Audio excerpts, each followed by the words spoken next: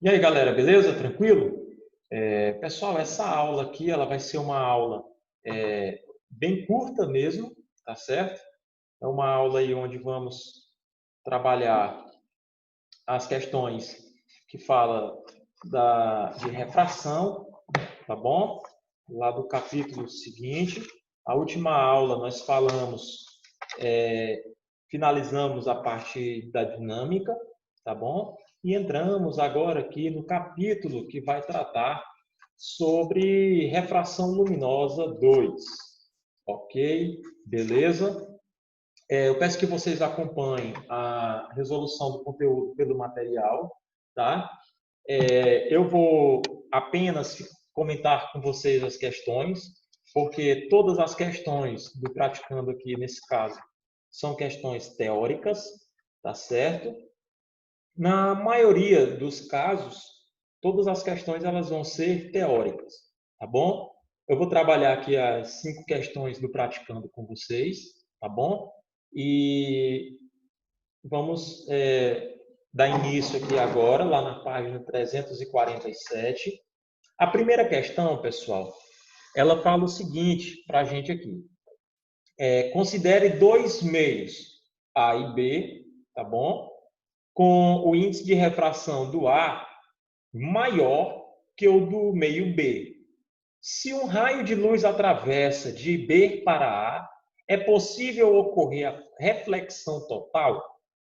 Então, pessoal, nesse caso aqui, não é possível, porque para ocorrer a reflexão total, tá certo? É necessário que o raio de luz passe do meio de maior índice de refração para o menor, tá bom? Do meio mais refringente para o meio menos refringente, tá bom? Então, já está respondido aí, é não, ok? Porque ele deveria ir do meio de maior índice para o meio de menor índice. Tranquilo? Segunda questão, pessoal, fala de prisma aí, ó, da Unifesp. Fala para a gente aí o seguinte: dois raios de luz, um vermelho, que é o V, e outro azul, o A, tá certo? Incidem perpendicularmente em pontos diferentes da superfície AB, tranquilo? De um prisma transparente imerso no ar. Ou seja, o prisma ele está imerso no ar, tranquilo? Então vamos lá. No interior do prisma, pessoal, os ângulos limite de incidência na face AC é 44 graus. Ó, na face AC, tá certo? O ângulo limite no prisma é 44 graus para o raio azul e 46 graus para o raio vermelho. Então vamos lá. A pergunta é: a figura que mostra corretamente as trajetórias desses dois raios é, ó, pessoal, o gabarito que vai trazer aí para a gente a melhor, né, resposta, a resposta correta nesse caso aqui é a alternativa E, tá bom? Por quê, pessoal? O ângulo de incidência, no caso aí desse prisma, que ele é um triângulo retângulo com ângulos de 45 graus, tá certo? O ângulo de incidência, tanto para o raio azul quanto para o raio vermelho, é 45 graus. Essa inclinação que tem aí, tá bom? Significa que para o ângulo vermelho, ele não ultrapassa o limite, tá bom? Então, o vermelho, pessoal, observa aí que o ângulo limite para ele é 46 graus. Como o prisma vai fazer ele converter 45, tá certo? Um desvio aí, na verdade, de 90, porque ele está incidindo perpendicularmente, tranquilo? Ele não ultrapassa o ângulo limite. Por ele não ultrapassar esse ângulo limite, ele refrata. Então, o raio vermelho, ele vai refratar. Pessoal, como ele está saindo do meio mais refringente para o meio menos refringente, ele se afasta da normal. Se você prolongar o raio vermelho, ele vai, ó, era para ele passar direto. Então a tendência dele é Ó, a normal seria aqui. Então, a tendência dele é se afastar da normal. A normal seria aqui, ó. Então, ele se afasta da normal. Beleza? Então, o raio vermelho ele tende a refratar, inclinando-se no sentido do declínio aí do prisma. Já o raio azul, pessoal, como o ângulo limite para ele é de 44 graus, ele ultrapassa esse ângulo limite, ocorrendo aí a refração ou a reflexão total, tá bom? Ocorre aí o princípio de reflexão total, porque ele ultrapassa aí o ângulo limite, beleza? Ok? Bora partir para a próxima questão, terceira questão do IME, 2019, questão recente, tá bom? Questão quentinha, como diz a coisa aí, o negócio. Pessoal, ele dá aí 3 meios, tá certo? O índice é o meio 1, 2 e 3. Das paletas de cores aí, do mais cinza, menos cinza e cinza claro. Tá certo? Aí diz aí, ó, a figura acima mostra 3 meios transparentes de índice de refração N1, N2 e N3. E o percurso de um raio luminoso, tá bom? Observando a figura, é possível concluir que o que é que acontece quando o N3 ele refrata para o meio 2, quando ele atravessa de um meio para o outro.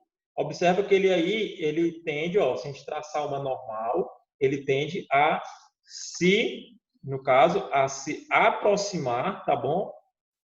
Da normal, tá certo? Ó, observa que ele se aproximou da normal. Então, o N3, ele vai ser, no caso aí, ó, vamos primeiro tentar aí entender o caminho. Então, ó, do N3 para o N2, ele era para ir reto, tá bom? Então, ele sofreu um desvio para cá, tá bom? Eu tenho uma normal aí, ó, ele se aproximou da normal.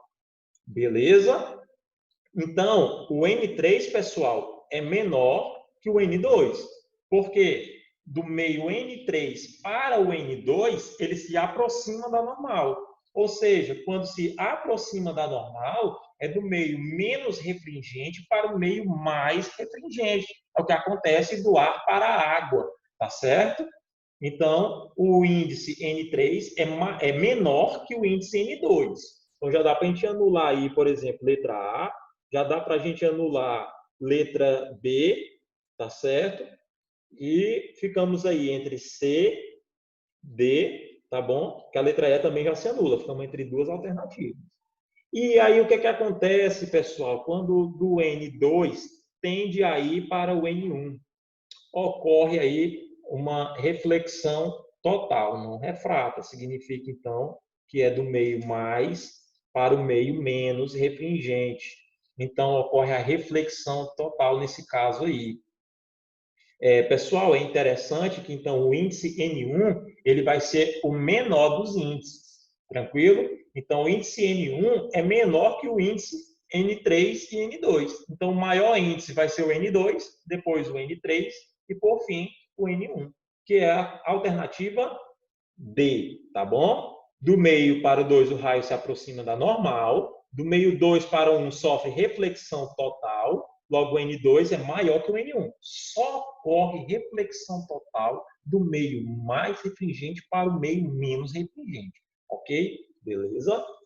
E fazendo essa análise, a gente concluiu que a alternativa é a letra D. Beleza?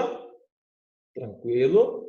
Vamos aí para a quarta questão, penúltima questão.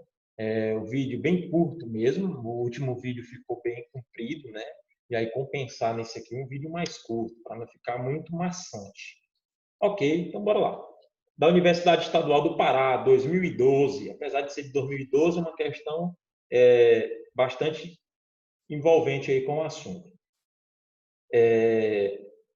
O conhecimento do índice de refração de um meio óptico é um dado importante em várias aplicações tecnológicas usadas no dia a dia, tais como, vamos lá, construção de lentes, de prismas usados em binóculos e também de fibra óptica, tá bom? Na internet.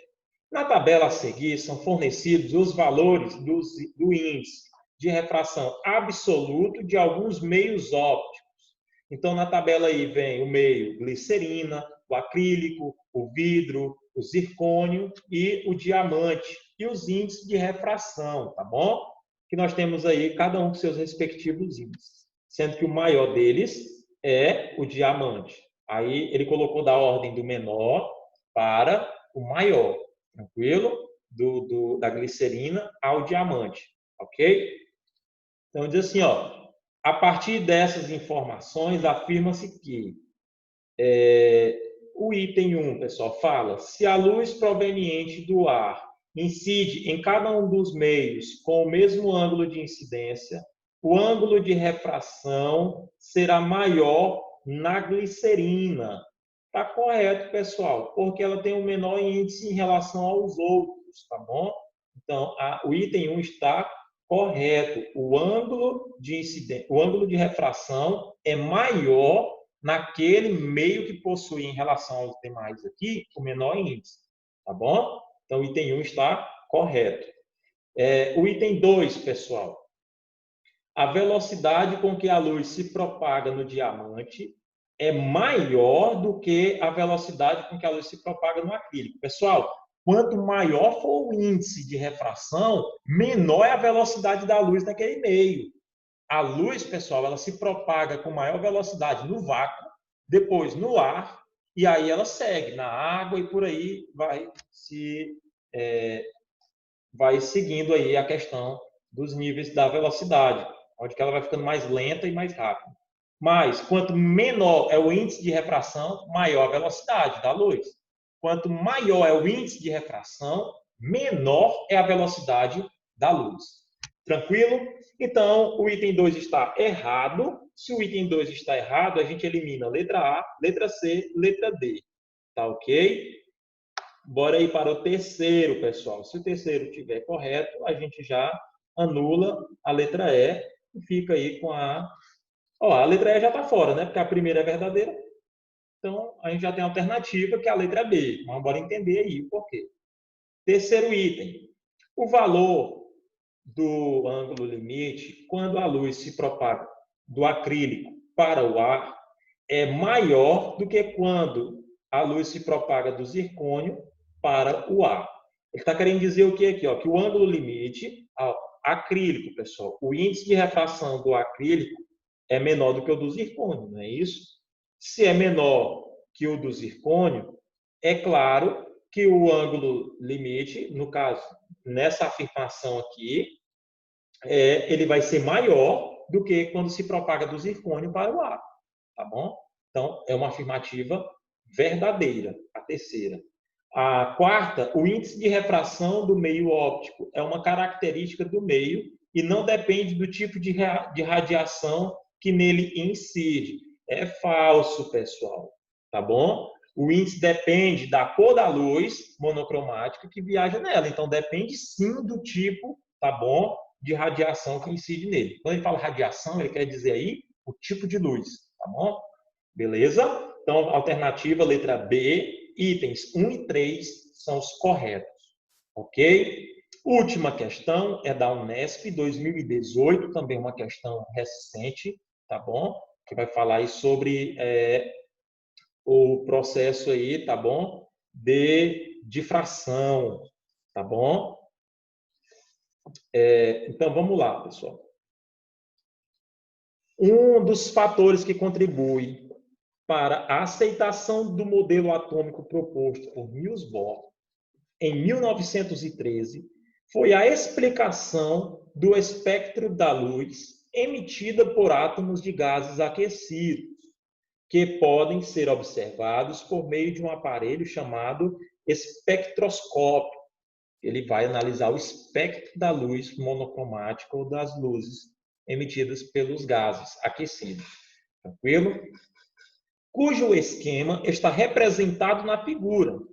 Nesse equipamento, a luz emitida por um gás atravessa uma fenda em um anteparo opaco, forma um estreito feixe que incide em um elemento óptico o qual sofre dispersão. Eu falei de fração, peço perdão, é o processo de dispersão da luz, que é o que ocorre com o arco-íris, beleza? Essa luz dispersada incide em um detector onde é realizado o registro do espectro, tá bom? Da luz. Aí tem esse detectorzinho aí, tá bem? Vamos lá. O elemento óptico desse espectroscópio pode ser, pessoal. Pessoal, qual o elemento que a gente viu lá que faz essa dispersão aí da luz? É o prisma, tá bom? As gotículas de água, quando o arco-íris, a luz incide sobre as gotículas de água, quando o ar está com uma certa umidade, ele funciona como um prisma. Então, um prisma que é esse equipamento, esse elemento óptico aí, tá bom? Então, o elemento óptico vai ser o prisma, ele é que vai provocar aí a dispersão, tá bom, da luz branca, aí para ser capturada no detector e eles conseguirem analisar o espectro da luz, beleza? Então, alternativa B, aí a gente finaliza aqui com um vídeo bacana, um vídeo curto, tá certo? Espero que vocês tenham entendido. A maioria dessas questões que envolvem essa parte de refração 2, pessoal, ela é muito teórica, entendeu? Então, é basicamente isso daqui. Um abraço, fiquem com Deus e até a próxima aula, tá bom?